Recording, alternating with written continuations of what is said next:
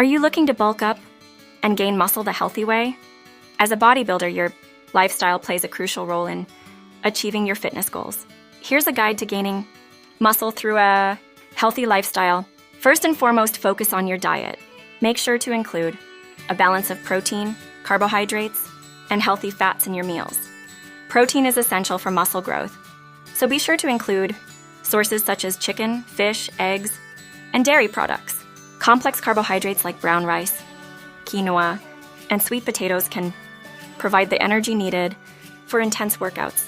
And don't forget about healthy fats found in avocados, nuts, and olive oil to support overall health and muscle recovery. In addition to a balanced diet, hydration is key. Drink plenty of water throughout the day to support muscle function and overall health. Dehydration can lead to decreased performance and hinder muscle growth, so make it a priority to stay properly hydrated. When it comes to your workout routine, consistency is key.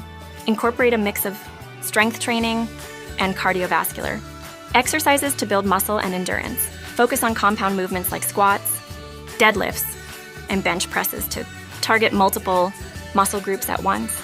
And don't forget to allow for proper rest and recovery.